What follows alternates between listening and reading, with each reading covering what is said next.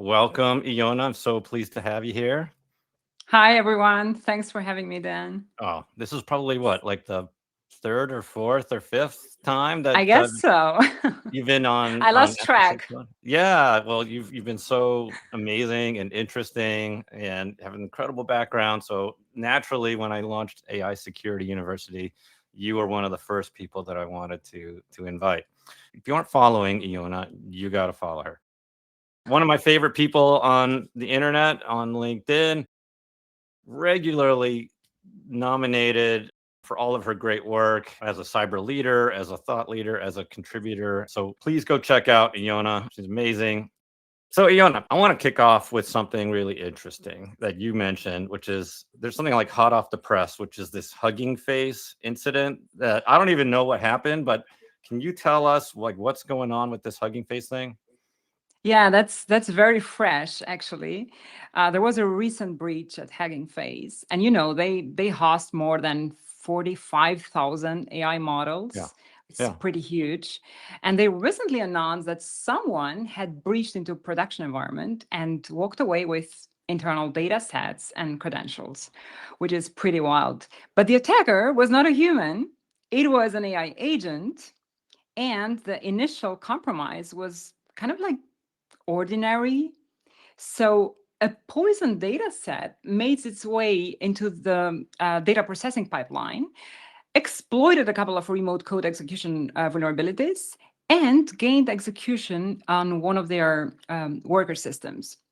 And the funny thing is, on Tuesday, OpenAI said that the AI agent was actually one of their own, and it had been running into a tightly controlled security evaluation, and then it kind of like managed to escape the testing environment, Yeah. reach the public internet, and target Hugging Face without anyone telling the agent to do that.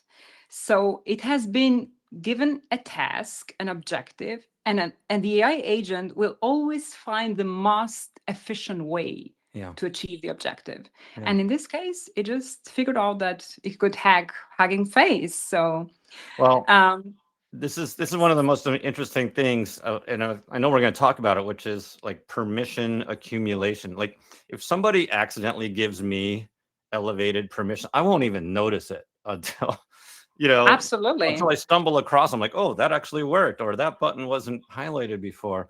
But An as AI soon as agent will never complain about being over permissioned.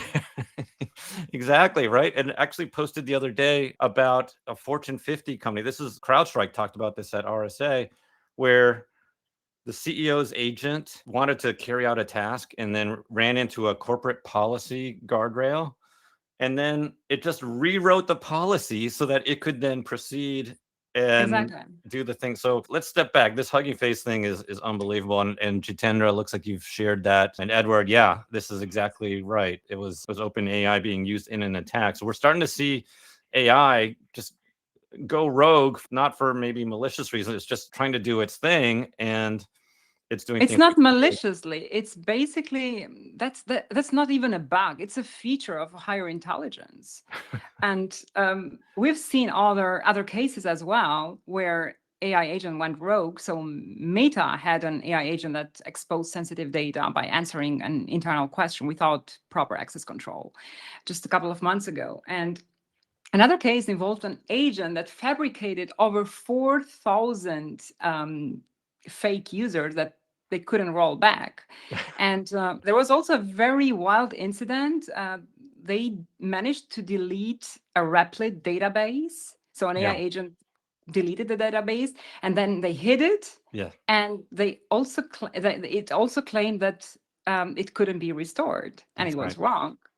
Well, this is the danger. I mean, AIs are designed to serve, right? They want to carry out the task and will sometimes get real creative about ways that it goes about trying to do that. You caught my attention on LinkedIn I don't know, a month or two ago when you started talking about identity and AI. And it's definitely a topic that I hear a lot, which is with APIs, APIs are like hammers, right? They carry out a specific task, but when you integrate an agent, it's more like integrating a persona with its own Exactly. decision making and its choices and so forth. And that means these agents need to have their identity, right? But it's not a human identity. I mean, they act in ways like I can't go create 4,000 accounts. That's not possible for me, but clearly the AI can. Agents are not human users, and certainly they are not service accounts. They are this third thing, and our identity access management playbooks or frameworks were not built for this third thing. AI agents were completely different from what the traditional users used to function so far. And most of the companies nowadays still fail identity hygiene for humans. Now, how can we expect that to succeed in agents? So we find orphaned accounts in every audit, everywhere. Like almost every company has been dealing with this problem for quite a long time now. Now we're about to mint identities for software that spawns other software that work at 3 a.m. at night and never take days off. Yeah. And that sequence breaks the core assumption underneath the identity access management systems, that a valid credential and an unauthorized access equals a safe outcome. And this is pretty wrong. That's not the case anymore, because the action that an AI agent will take will look completely legitimate. Just the outcome is wrong. And so we are now in many organizations, AI deployment has happened way faster than the governance framework could follow, because a developer integrated a model into a business process, it worked and it stayed. Yeah. Yeah. And if we look at the statistics, 80% of the organizations have already implemented AI agents in production, but 26% of CISOs have already experienced a security incident related to AI agents. I can always count on Darren to add something interesting. Right? Companies default to cloning the human user application profiles for agents, and permission sprawl starts on day one. I mean, I think this is, let's talk about this notion of identity blind spots, which I think you're kind of hinting at here, which is you're doing these audits and there are all these orphaned accounts and permissions. Like, what are you seeing out there in the real world? So the problem we're facing right now is that identity is fragmented. Credentials are everywhere, and access paths multiply exponentially with unintended consequences. So companies that release non-deterministic AI into this kind of chaos will expose themselves to an unpredicted attack surface and potentially lateral movement paths. The problem is that right now, the majority of AI agents are operating across enterprise infrastructure and are running on static API keys, on shared service accounts, and inherited permissions that were never designed for non-deterministic autonomous systems. They will query databases, they will call internal APIs, they will touch production 24/7, they will pull data while you sleep, and when something goes wrong, and it can be misconfigured workflow, it can be a compromised tool, or an agent that is acting outside its intended scope. Yeah. We will have then no audit trail, no way to attribute the action to a specific identity, and basically no clear path to containment. So AI agent plus this identity silos is basically a security disaster just waiting to happen. And that needs to change, because every AI agent needs its own identity, and we should not assign borrowed credentials and definitely not shared service accounts to them. I was at a banking conference a few months ago. It was all about open banking and APIs and avoiding screen scraping. And the main topic of concern at this event was we've got now a whole new consumer of our APIs, right? We sort of used to like having our cron jobs and our code calling the APIs, or humans clicking buttons that call APIs. And now there's this whole agentic consumer that can do things that your human users will never be able to do, or that you hadn't intended for your APIs to get used by. And they were talking a lot about the need to know your consumer. whether it's a partner, a human, some code that you've written, or now like this whole agentic consumer. Is this something that you're seeing out there where you've got to interpret the Absolutely. traffic and then adjust how your servers and your applications respond? Absolutely, spot on. So we're now seeing the so-called shadow AI 2.0, which is the visibility crisis repeating itself, but this time with autonomous agents. So we don't know how many agents are operating in our production. Most of the companies have no visibility about that. So I think first thing is to develop a model inventory before we do any model governance. So you cannot govern what you haven't found. You cannot govern what you don't know it exists. Yeah. So you have to go build an AI inventory, including models, agents, use cases, like every component in the AI ecosystem. And the first time many security teams, by the way, learn about internal agents is during an incident and not before it. And they Yeah. just figure out that this AI agent has file system access, has an outbound network path, and under the UAI Act, you can produce conformity for a system that you don't know it exists. And secondly, I would say every AI component should get treated as an asset with an owner. Hmm. So we need to assign a human owner, a risk classification, and the life cycle of the agent. It's kind of like the model bill of materials alongside with the software bill of materials that we need to build for this AI ecosystem. And the third point, which I would say it's also like a little bit uncomfortable, is that some of the AI use cases will not survive the governance scrutiny. And that's the right outcome. I There's a mean, reason for governance, I suppose. governance is not just a documentation. It's the authority to say no, and CISOs have to reclaim that authority. Because the gap doesn't close with better tooling. It closes when security has teeth in AI procurement and development lifecycle. Yeah. I like this, David. Know your agent. Yeah. I mean, this is a classic visibility problem that we see in every aspect of security. If you don't know about your agents or your models, but help me understand this, because we talked about this earlier, right? Hugging Face, right? There was a malicious model on the platform and people, might start using it and not realize it. Like, how do you defend when the attackers are using the same models that we're using? Now, that's a great question because AI is creating a dangerous asymmetry. Attackers get AI-enabled capabilities like automated reconnaissance, convincing phishing emails at scale. We see like a faster vulnerability exploitation. I mean, just look at what happened with Cloud Mythos. It was able to find a 27-year-old vulnerability in OpenBSD system, and that's crazy. And also write an exploit for that Yeah. at no time. So essentially, adversaries are using AI with a cost of an API key. Yeah. And if they're using somebody else's computer, that cost is zero. So this is the asymmetry that we are seeing. On the other hand, defenders need budget. They need integration. They need skilled people who understand the tool and the security context.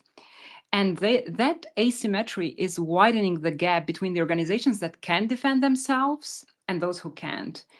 I mean, the cybersecurity poverty line is not disappearing because of AI. I think it's just deepening because attackers scale at so cheaply nowadays, and they don't have to follow rules. They don't have to follow regulations. They can steal data. They can infer models, but defenders can't do that. Well, the flip side is also like the attackers, the bar of entry as an attacker has lowered. But what's interesting is the bar has lowered for internal employees to cause harm unknowingly, right? Like I never have been able to write code, but I do now, right? And so do I have to Exactly. understand about prompt injection and model tampering and all of these things as a non-technical person? And it's not only vibe coding, it's also vibe hacking. I mean, people that have no clue about technology can Yeah. now write an exploit in a couple of seconds by using a Gen AI. I often get pulled into conversations where people describe that they think it's a high-risk agentic AI workflow, and I get to hear that from my colleagues as well, my CISO peers. And then you sit on that meeting and they say they're building a project in Cloud Enterprise or ChatGPT Enterprise, whatever, writing some prompts. They want to upload some Excel files and generate some dashboards. Yeah. And they call it AI agent. And I'm like, guys, that's a general, a Gen AI standard use case, but that's fine. So I'm glad they asked.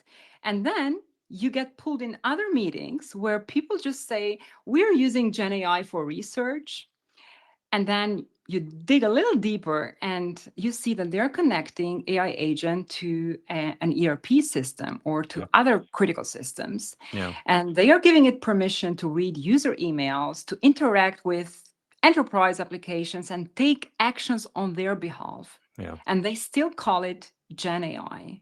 And that's exactly the problem, because organizations are struggling for a working definition of AI agent. What does AI agent mean? Mm-hmm. And this is where we need to step in as security leaders and build a shared understanding, because it's very hard to assess the situation if you're not speaking the same language. So we need to build that AI literacy inside our organizations for things to go smoother. Completely. And I think that's probably one of the missions that I have with AI Security University. And what's quite interesting is talking to a lot of organizations, they're talking about AI literacy. You gave me that term. I'm going to start using that a lot. And the AI literacy isn't just for the developers and the security engineers. It's for everyone. I mean, if you're in HR and marketing and finance and you name it, AI is changing how you're working. And we had Ken Lane on a few weeks ago, and he's talking about like API proliferation. Like anybody can now like wire these things together with no level of sophistication. Absolutely. And there are now all these things that are performing and taking action. So let's sort of bring this back a little bit. I wanted to ask you, why do agents need identities? And a related question, when you say an agent must have its own identity, are we not talking about something like managed identity? Does the concept of workload federated identity get applied here? But the core question, like, why are we even talking about identity for agents? Because identity is the new perimeter for the attackers. So the configuration surface has exploded. An AI deployment is not one single artifact.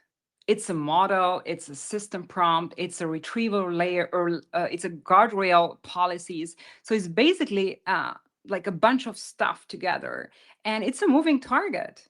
So the new perimeter is a distribution, is not a single point anymore, because we are protecting non-deterministic systems. Yeah. So autonomous agents are becoming now the security principles in our enterprises, in our organizations, without companies being prepared for that. Now, just think about it. They can authenticate to APIs, they can pull data from systems, they can act on human behalf, they can write code, and they will be like our finance employee and our security engineer and our IT help desk specialists all at once. And none of our identity access management, logging and monitoring, or incident playbooks were actually designed for that. So the new perimeter becomes identity, training data, prompts, vectorial databases for RAG systems, and fine-tuned models. The concept of identity itself is collapsing, because so far identity was a human or a service account. Yeah. And with agentic AI, you will not know which agent triggered what action, like whether the action was intended or not, and who is accountable, without having that inventory of AI agents and human users that are assigned to them. The least privilege principle, on the other hand, becomes obsolete, because AI agents won't have one role. They will accumulate permissions dynamically. So they will have read-write access, they will generate invoices, reset credentials, and all of this is operationally, it's not maliciously. So the role-based access control model actually collapses under autonomous workflows. Also, the traditional logging is useless here, because the logs will say nothing about the intent, the decision trace, or the human accountability. MFA becomes meaningless as well. AI agents will not use an MFA. Hold on. So RBAC is useless. Logging is useless. MFA is useless. Are we just screwed at this point, or is there like another path? We need another paradigm. Okay. Let's put it like that. Classical DLP is also useless, by the way, because DLP monitors files. With agents, we must monitor model outputs, because AI leaks don't look like files. They look like summaries, they look like chat answers, generated code, proprietary information. Yeah. So we need to build a new governance concept around agentic AI, and it starts with identity. Every AI agent must have a unique cryptographic identity, an owner, human owner, a purpose statement, not a generic one.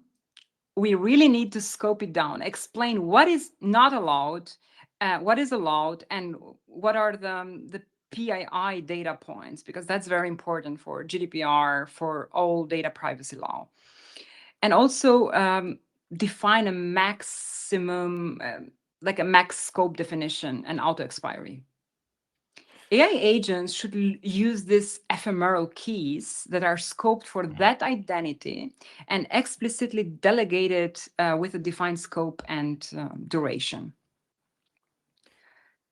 Well, so I'm trying to understand here. Like, what is an agent then at this point, right? So like, this sounds like It's this third thing that we pointed out earlier. It's the third thing that demands a complete new paradigm.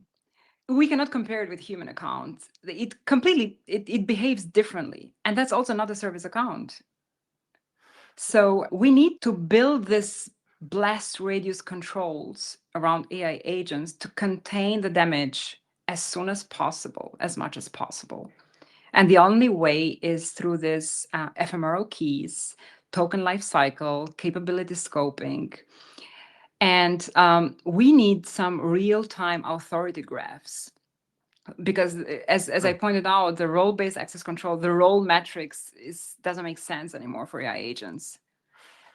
Because the role will change based on the scope of the task that the agent is assigned to. So we really need this shift into the real-time authority graphs for access control for agents. Where I'm struggling is, used to be when we spun up a server, there was a very formal process. Or if we make a change on a configuration, we add a user, there's a process for adding a user. Right. But is that not, I mean, with agents, can't anybody create an agent on theirs? I mean, if you've got, employees using Claude and they're starting to use co-work, how do you have some structure around like agent creation, which would then give you an opportunity to apply some of these policies and guardrails and identities to them? That's basically the AI orchestration layer that every organization should build as soon as possible. And every AI agent being created should go through this AI orchestration layer, which will also push the policies and the controls that the organization wants to implement for agentic AI. And I think that's the winning strategy.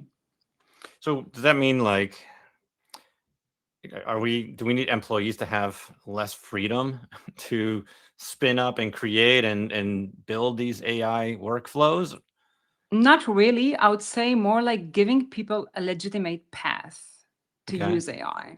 Because if you put friction on the business in terms of like not allowing agentic AI or specific AI use cases, you're just teaching people to hide it, and you lose visibility. And that's the most important thing nowadays for resilience.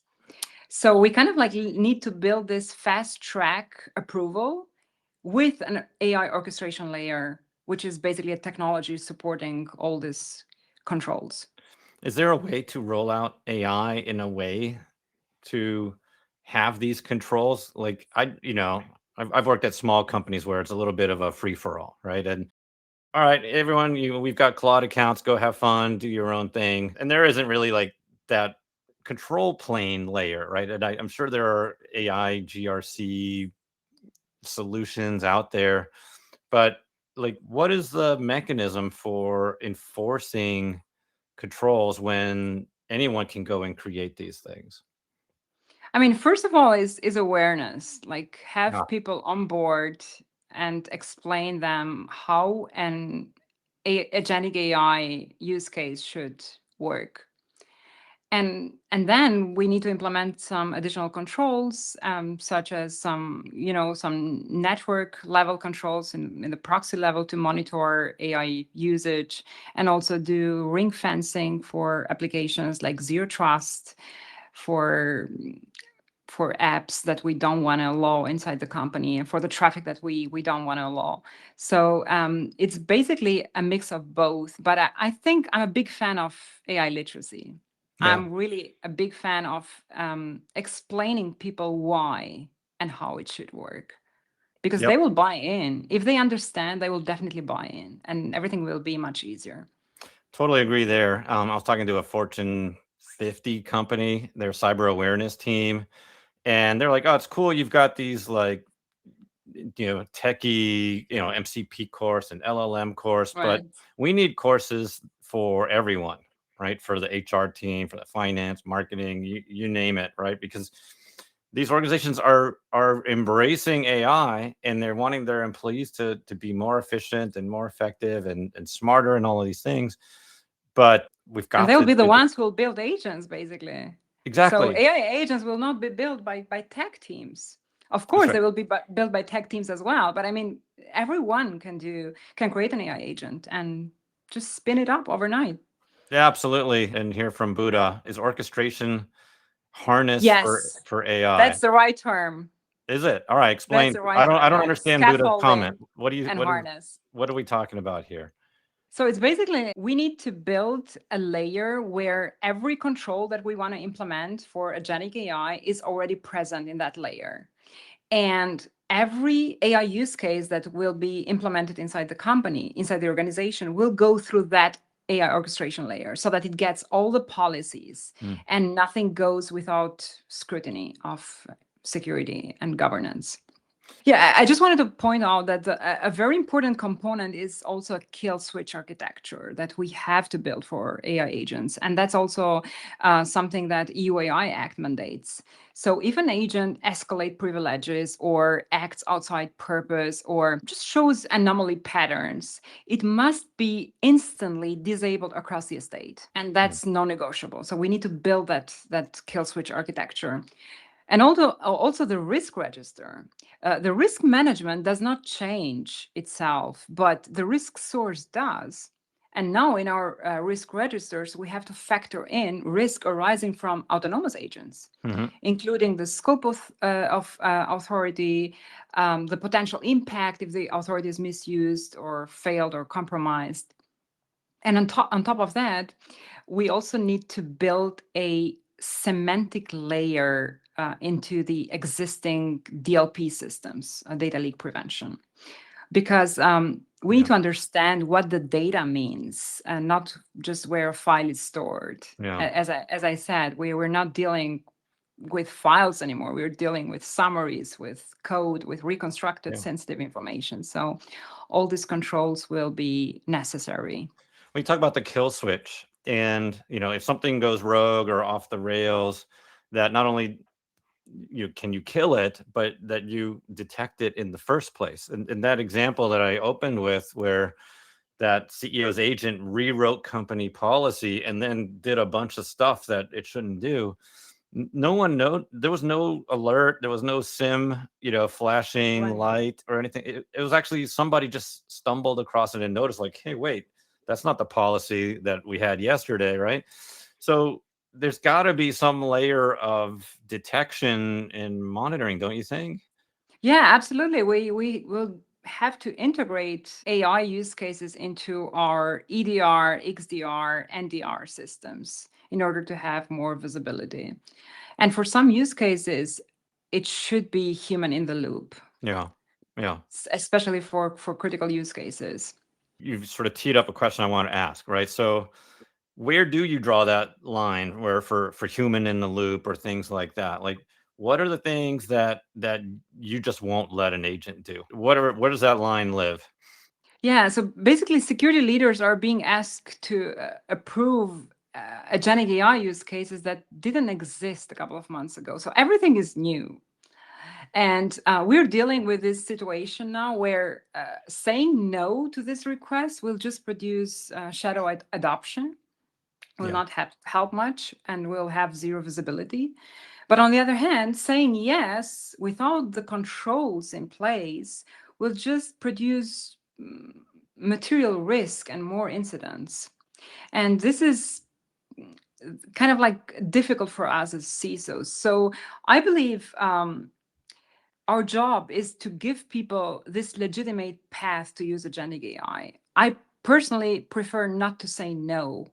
I want to understand what the use case consists of and identify the risks, and also like try to find a solution if that's possible and feasible. So by giving people this legitimate path to use AI agents, it can be zero risk for sure. So there will be some risk identified. We need to update our board about those risks.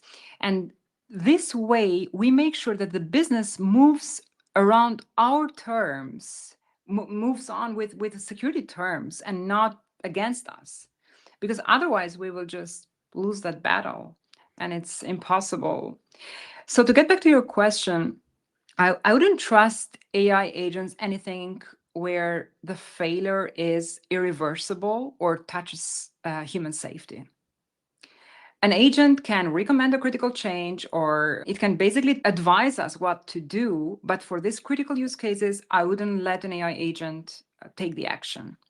Like anything that has to do with human safety, with significant money movement, changes to systems that might affect human health. And in healthcare sector, we're seeing AI being implemented heavily in especially in like birthmark screening. I've seen that in so many hospitals. I mean, it shouldn't be the system who decides the diagnosis automatically without a human in the loop. And these are the use cases that are non-negotiable for me, at least for now, because we don't know what the future will bring. So, and not because the technology can't do it. It probably can do it better than us. But that 0.0001% in a critical use case, it's very consequential. And the stakes are very high. Well, I think this goes back to Darren's comment about threat modeling, right? I think our threat modeling have to evolve into AI risk modeling, right? And what is in the MCP course, we have this thing called the lethal trifecta, where if you have these three elements together, you are in the danger zone. And some form of modeling and risk analysis of all of our different agents is critical. But that only happens if there's a discipline and an awareness and a process for actually doing that. Absolutely. And I mean, we're seeing like a very weird thing with AI agents lately, because they're behaving like humans. I don't know if you heard of this fully agentic ransomware operation. No. And I just read a couple of weeks ago, it was a threat research team from Sysdig that recently documented what they're calling a fully agentic ransomware operation. They named it Jade Puffer.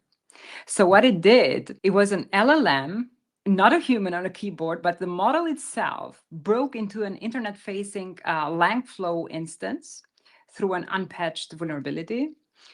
And for those that they don't know, it's Langflow is a framework that people use to build AI agent workflows. And those servers are gold to attackers because they sit right next to the provider of API keys and the cloud credentials.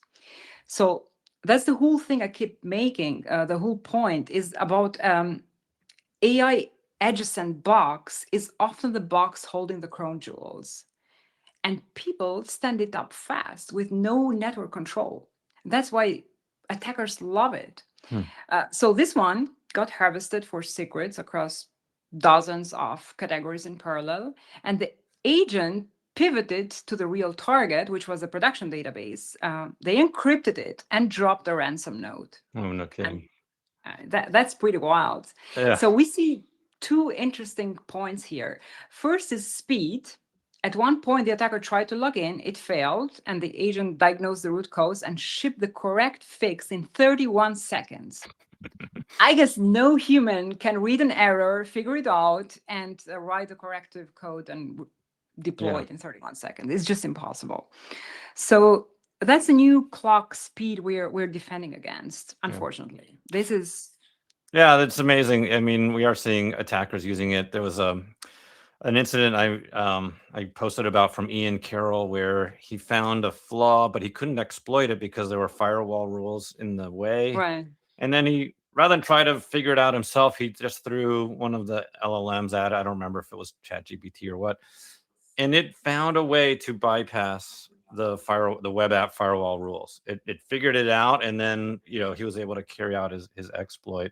I know we're getting low on time here, and there are actually tons of really great points and questions, but I got to ask you, because you're in Europe, you're in Germany, we keep hearing about this EU AI Act. Can you just give us a little overview, and what does agentic identity, does it fit in there in any way? So yes and no. First of all, there is no legal framework for agent-to-agent authentication or credential delegation or non-repudiation of agent actions. So it's more generic than that. It's about AI without specifying what kind of use case or to which extent. So basically, the EU AI Act has so many requirements about the transparency, explainability, interpretability, logging and monitoring, human in the loop, and so on. And we have to be compliant for agentic AI and non-agentic AI. So this is the umbrella that everything fits in. One important milestone is that on August 2nd, 2026, I mean, next month, the Article 50 of the UAI Act will become enforceable. And from that point on, providers must inform users when they are interacting directly with an AI system. So an AI-generated content must be marked and detected as artificially generated. There are a couple of updates in terms of deadlines for high-risk systems. The watermarking of the AI-generated content for systems that were deployed before August 2nd the deadline will be 2nd of December 2026. And for the regulatory sandboxes for the member states is August 2nd, 2027. And the high risk obligations, there are quite a few requirements to be implemented, and they figured out that the companies are not ready for that yet. So the deadline was postponed to December 2027. Well, it sounds like we're going to need a whole other session just to talk about just about that, yeah. Well, I mean, and even though it's EU, it's going to be super relevant, here in the States as well. I mean, most organizations are multinational and do a lot of business.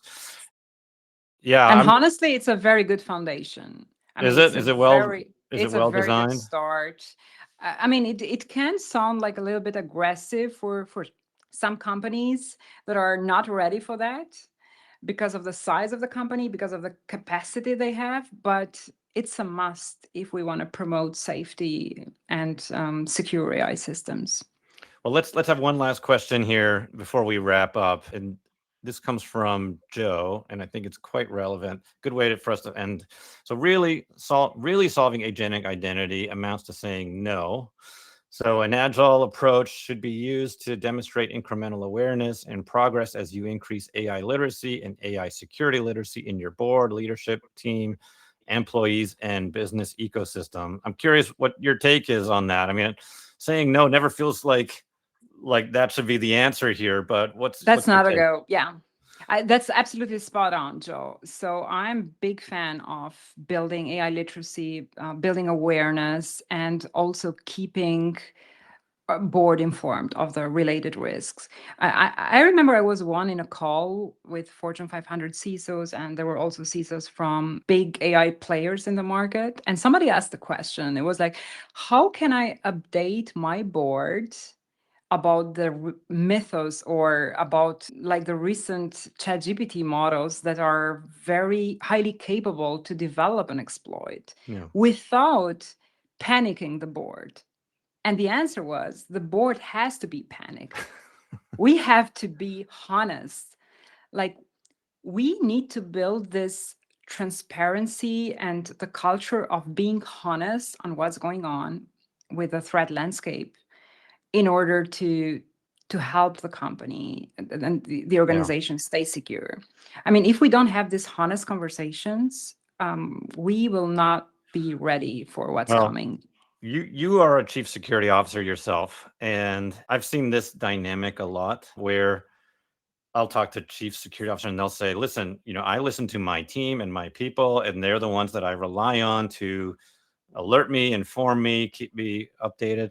And then I've talked to those people, the practitioners in many organizations where they're like, oh, I would never go to the C-suite and tell them, we have our problem, or, what I think we should do. And there's this hierarchical communication friction that happens in a lot of places. And I think the CISO role should change, and it is changing, because CISOs now are more like corporate tech influencers. They sit between a normal user, their team, and the board. And they kind of like transmit the message and the signal and parse the signal from the noise. And then they enable board members to take informed decisions. I think this is a crucial point. Like, one of the qualities the CISOs nowadays have to develop in order to stay relevant with what's going on. I totally agree. And one of the common threads I'm feeling throughout this whole conversation is that awareness, and you called it AI literacy, which I love, right? Like, it's got to be top to bottom, like the CEO and the leadership, they got to get it.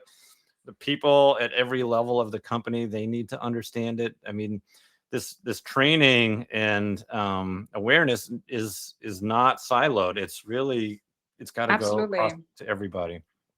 And there's no way around it. So there's no silver bullet. We just have to build that. We've all seen, like, companies are shrinking, they're shedding people, and they're relying on the people to leverage AI to be more efficient and more effective and all these things. So, I heard they're hiring back. I wondered if we were going to see a rebound, like, oh wait, we can't do everything with AI. So are you seeing that? Yeah, I recently read a couple of articles. Some of the companies that laid off people, like thousands of employees, they're hiring. They are now hiring because they realized using AI agents is not cheap. It's definitely not cheap. Well, who was and it? It's not going to get cheaper anytime soon. So what was it? Was it Uber or something where they burned through their budget in like the first 4 months or something like that? And I guess a couple of other prominent tech companies did the same. Yeah. Yeah. Well, honestly, we're just gonna hopefully invite you back if you'll have us. Always happy to join you. You're amazing. We love you. Everyone, please go follow Ejona. She's so interesting, as you've all seen here today. Thank you for being here. And everyone, thanks for joining as always. Thank you so much, Dan. And it was my absolute pleasure, like always. Yeah, thank you for being here. Webinars, and please keep doing great stuff. Oh, you're too kind. Thank you, Ejona. Thank you all for being here. We'll see you next time. Thanks, everyone. Bye. Bye.